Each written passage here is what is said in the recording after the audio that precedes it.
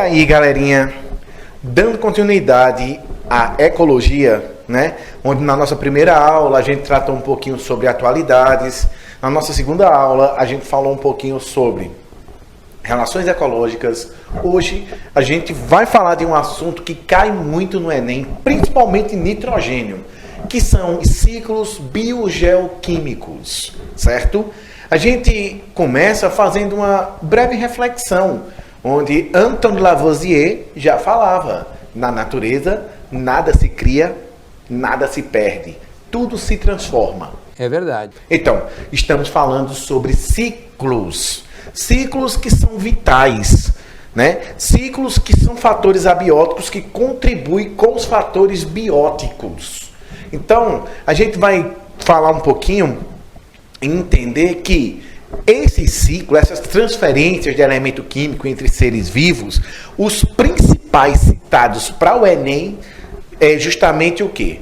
Ciclo da água, ciclo do oxigênio, ciclo do carbono e ciclo do nitrogênio. Desses quatro, galerinha, tenho certeza que o mais cobrado a vocês é o ciclo do nitrogênio. Certo? Então, a gente começa logo entendendo sobre o ciclo hidrológico, sobre o ciclo da água. Primeira coisa, existem dois ciclos para a água: o grande ciclo e o pequeno ciclo, certo? E a gente tem que entender que a água é um dos elementos mais antigos que existe na Terra, certo? Então, a mesma água que os dinossauros beberam, provavelmente é a água que a gente bebe hoje. Mandou bem. Ele mandou bem, sim. E a gente vai começar entendendo o seguinte. Primeiro ponto sobre a água. Ela influencia diretamente nas condições climáticas do planeta, mas ela influencia também diretamente no nosso metabolismo. Se liga numa coisa: a água não é catalisadora, mas a água influencia nas reações químicas dentro da gente. A água regula a temperatura do nosso corpo, certo? Então tem tudo a ver. A água está regulando o que eu estou falando aqui, por quê? Por conta da transpiração. A gente precisa de um oxigênio úmido para a gente conseguir falar. Então, se liga nisso. Na questão da transferência da água, a gente tem alguns processos. Por exemplo, evaporação, que vai evaporar dos corpos para a atmosfera. Seja de uma roupa, seja de você transpirando, caminhando, suou, transpirou. Então a água vai precisar evaporar, certo? E a gente tem a famosa evapotranspiração. Eu acho isso muito incrível. Vai partir de quê? Das plantas, né? O orvalho que a gente vê, aquilo ali, é resultado de uma evapotranspiração. Ou até mesmo dos seres vivos de uma forma geral. Temos também precipitação, né? Da atmosfera para os corpos de água e solo. Eu falei por enquanto de quê? De evaporação e de evapotranspiração. Dos seres vivos para a atmosfera. Seres vivos, atmosfera. E quando eu falo de precipitação, eu estou falando de atmosfera, seres vivos. É bom você sempre estudar fazendo uns quadrozinhos, um resumozinho sobre isso. Só que é aquela questão: foi da atmosfera para a Terra, ela vai precisar escoar. Então isso já é mais um princípio do ciclo da água, que é o escoamento, né? Da superfície do solo, ele vai para corpos d'água e também para os famosos lençóis freáticos. Gente, não tem erro. Se é um lençol freático, é porque a água, ela não, de forma nenhuma, ela só vai parar de descer quando ela encontrar uma rocha que impeça que ela penetre mais ainda no solo. Daí o nome lençol freático, ok? E nós temos também a questão da infiltração, que faz o quê? Da superfície do solo para camadas mais profundas no solo. E a gente começa entendendo, por exemplo, o pequeno ciclo é o ciclo mais simples que tem. Imagina uma lagoa, o sol batendo diretamente nela, ela vai começar a evaporar, lá em cima ela se condensa, vem a precipitação e a água desce. Isso é o pequeno ciclo. Pelos céus, tem razão! E nós temos o grande ciclo. É aquele em que você toma um copo com água, essa água, uma parte dela você vai transpirar, outra parte você vai urinar. Então vai passar por você para depois realizar esse fenômeno de evaporação, de transpiração. Então é um grande ciclo. A fotossíntese vai fazer parte desse grande ciclo. Certo, galerinha? Então, entendam isso aí de uma forma geral. Pequeno ciclo. Observem aí no slide, certo? Lá vai. Faz o que o pequeno ciclo? Diretamente lago. Então vem a evaporação, se condensa e desce. Isso é um ciclo curto. Você pode pegar texto no Enem que vai falar sobre ciclo curto. E grande ciclo não. Vai para o ser vivo, vai para as plantas, animais, de uma forma geral, e depois é que ela é devolvida. Ok, gente? E aí, agora vamos falar sobre o segundo ciclo mais cobrado no Enem, que é o ciclo do carbono. Vai envolver fotossíntese, professor, de novo? É lógico. Mas para que serve o carbono? Se liga nisso. Nosso DNA tem carbono. A gente é composto também por ligações carbônicas. Ele vai fazer parte dos seres vivos ao ponto que, quando os cientistas procuram em outros planetas vida, eles procuram por carbono 14, porque vai fazer parte de uma linhagem de DNA, ok? Essa linhagem acontece, gente, de uma forma muito longa. Porque uma evolução não acontece de hoje para amanhã, não. Uma seleção não acontece de hoje para amanhã, não. Muito interessante. Ok? Então, o ácido, o gás carbônico, ele vai ter, sim, parte de síntese de matéria, como carboidrato, proteína, ácido nucleico e lipídios. Ele faz parte disso. E aí, a gente tem duas formas de adquirir esse gás carbônico. Primeira coisa, fotossíntese com os seres autotróficos. E depois, esse gás carbônico também ele é devolvido à atmosfera na forma da respiração, combustão e decomposição.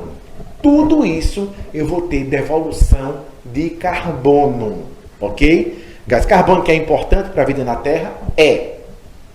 Devemos ter cuidado com o excesso, porque questão de Enem, qual é o gás que mais prejudica a atmosfera? É aquele que mais escurece a atmosfera. Então é o gás carbônico.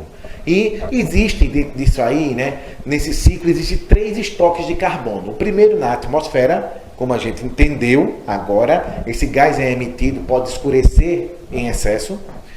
Depois o terrestre, com morte de seres vivos e etc. E a poluição, a ação antrópica. E nos próprios oceanos. Por quê? O oceano é o pulmão do mundo, não é a Amazônia que é o pulmão do mundo, não. Estou impressionada.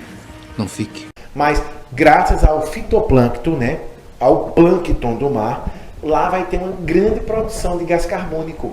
Porque quando uma microalga ela não está realizando fotossíntese, ela respira como a gente. Ela vai colocar o oxigênio para dentro e o gás carbônico para fora. Beleza, gente? E aí, você tem que se ligar nessa questão do efeito estufa. É o que? Acúmulo de CO2 é igual à retenção de calor.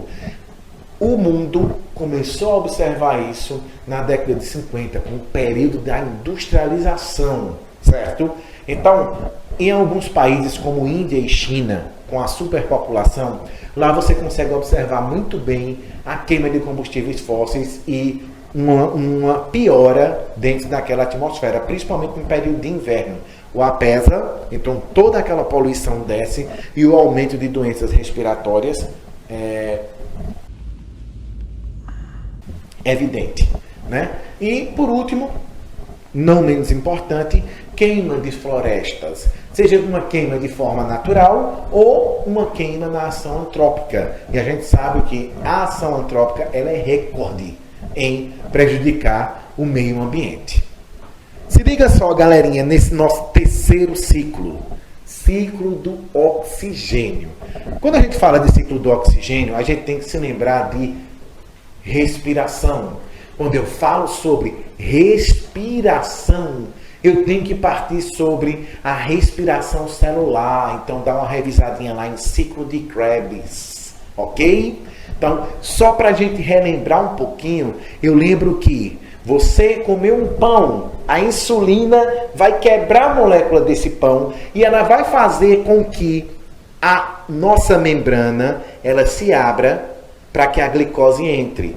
Glicólise, quebra da glicose, vai acontecer na membrana plasmática, ok? Depois que ela quebra, ela vai direto para a mitocôndria, matriz mitocondrial. Acontece o ciclo de Krebs, que tem como saldo 2 ATP. Ah, professor, e a glicólise? 2 ATP. E por último, na crista mitocondrial, lá no interior da mitocôndria, você vai ter a maior produção de energia, que são 34 ATPs. Então se liga nisso, é muito Enem. 38 ATPs, adenosina trifosfato, eu vou ter de energia em uma respiração celular, em uma única molécula de glicose, beleza? E a fotossíntese também faz parte dessa respiração. Como eu disse a vocês, quando a planta não está realizando fotossíntese, ela está respirando como a gente. Mas quando ela realiza a fotossíntese, ela devolve o quê? Oxigênio para a gente. Beleza, galerinha? É muito simples o ciclo do oxigênio, né? É verdade. Quer dizer, às vezes não. E aí, a gente vai para um dos ciclos mais cobrados no Enem, que é o famoso ciclo do nitrogênio, o gás mais abundante na atmosfera. 78% da composição atmosférica é nitrogênio. Só que é um gás mais leve que o oxigênio, então está acima da gente. Ah, professor, e aí, como é que a gente adquire ele? Através de plantas e através dos animais. Decomposição, o nitrogênio é devolvido. Raízes, né? Fixadoras de nitrogênio também. Então daí a importância também da gente comer tubérculos, comer raiz, literalmente, certo? Reação de fixação é com essas raízes. O que é que a gente precisa entender no ciclo do nitrogênio? Nós temos algumas etapas, né? Nós vamos ter fixação biológica através do oxigênio no ar. Nós vamos ter nitrosação, nitratação e desnitrificação. Eu vou ter essas 4 etapas. Eu só preciso entender uma coisa. Primeiro, nitrogênio, quando está no ar, é nitrogênio, mas através de bactérias. Olha, questão de Enem. Quem participa desse ciclo do nitrogênio? Bactérias, galera, bactérias, ok? Eu vou ter de cara as bactérias nitrificantes e depois eu vou ter bactérias desnitrificantes. Se liga nisso. O oxigênio está no ar. Então, através do raio solar, através de chuva, através de fenômenos naturais e também através de bactérias fixadoras, esse nitrogênio é levado para o chão. Quando ele atinge o solo, ele deixou de ser nitrogênio e passa a ser amônia. Então, se liga. Nitrogênio no ar, beleza, é nitrogênio. Foi para o solo, é amônia. E aí a gente vai ter um processo de amonificação. Se liga nisso. Amonificação, eu vou transformar nitrito em nitrato. Nitrito, nitrificação. E essa nitrificação eu vou pegar e transformar em nitrato. O nitrato é o quê? Nitrato é um sal, onde eu posso assimilar nas raízes e também eu assimilo quando eu como essas plantas. As plantas precisam do nitrogênio, mas eu falei que nitrogênio é um ciclo. Ah, professor, então tudo bem, eu entendi que para assimilar, as bactérias do ar levam o nitrogênio para o solo. Chegou no nitrogênio do solo, transforma ele em amônia. A amônia vai se transformar em nitrito, que é o primeiro sal, e depois vai se transformar em nitrato, que é o segundo sal. A planta absorve, a gente absorve, mas não é um ciclo. Nós vamos ter bactérias desnitrificantes e também bactérias decompositoras que vão participar da devolução desse nitrogênio. Então, com isso aí, eu completo o ciclo do nitrogênio. Beleza, galerinha? Na nossa próxima aula vamos resolver questões só ligadas à ecologia 1, 2 e ciclos biogeoquímicos. Ok? Espero que tenha dado para entender e valeu, galerinha!